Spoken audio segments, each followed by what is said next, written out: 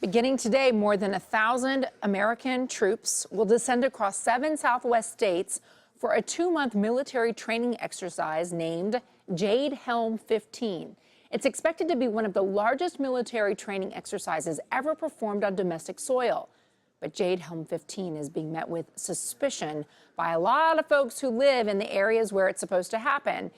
And a lot of people are putting out some theories. I hate to call them conspiracy theories, although some are characterizing it that way. And part of the fear here is because of this military handout. The map shows 7 states involved and labels certain states like Texas hostile territory. National security correspondent David Martin joins us from the Pentagon. I mean, if they wanted people to greet the troops with open arms, it does seem like calling it hostile territory, even for a training exercise, well, might ruffle some feathers. Well, that's probably not a smart choice of words. I don't think they meant that document to become public. But the Army is not helping its cause here by being so vague about what this exercise is all about. It's left this vacuum of information into which all these conspiracy theories have crept. All the Army really says is they are developing new warfare tactics in a landscape that resembles the Middle East. And you know, if you're suspicious of government intentions to begin with, there's not a lot in that statement that is going to reassure you. Even this, David, sorry, but even the graphic that we're showing right here where the legend says hostile, permissive, uncertain, and uncertain, leaning friendly or leaning hostile, some theorists have come up with the idea that they have the red list. These are people who would take on the government if they thought that the government was there to suppress free speech and to suppress democracy, and that there are kill plans in place for everyone who's leaning hostile. Well, you know, those are pretty far-fetched. For the first place, 1,200 soldiers are going to be involved in this. 1,200 soldiers over 7 states is not a very big force and is not going to crush anybody.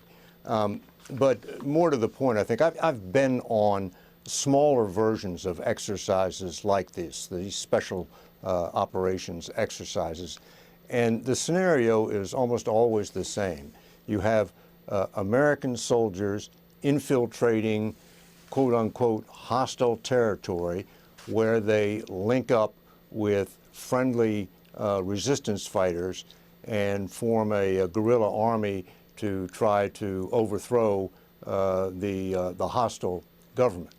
And in fact, the one public event, the one event that's going to be open to press coverage in this exercise involves a night jump by paratroopers onto a military base outside San Antonio, where they are going to link up with the special forces who have already infiltrated on the ground. And that is the classic example of what the military calls forcible entry, seizing an enemy-held airfield and turning it into your own base of operations. And just by coincidence, also in August, the Army is holding a much larger forcible entry exercise out in California. But that's occurring on a military base and has not generated any conspiracy theories, at least so far. This exercise, because it's occurring not just on military bases, but also on public land and also on private property, is causing much more suspicion. All right, David, thank you so much for trying to clear up some of the confusion about this. It probably, as you said, would be better if the Army just came out and said exactly what they were trying to do here. David Martin at the Pentagon, thanks.